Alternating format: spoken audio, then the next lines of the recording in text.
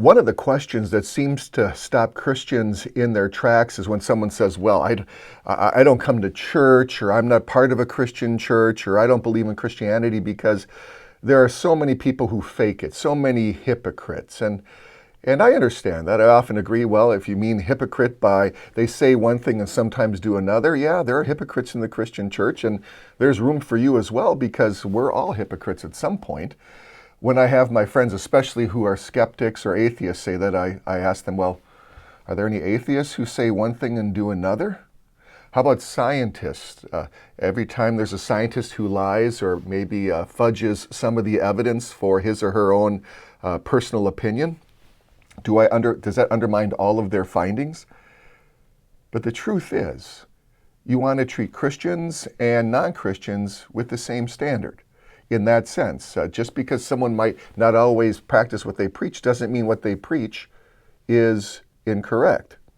But yeah, is it easy to find hypocrisy among Christians? It is for a couple of reasons. One, our standard of behavior and worldview is objective and public, as opposed to the non-Christians, which is private and subjective. It's constantly changing all the time. For the Christian, we have it, it's called the Bible.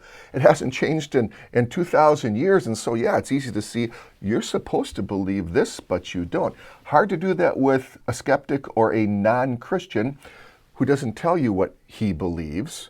It's all subjective as well, and it can change as maybe his situation changes.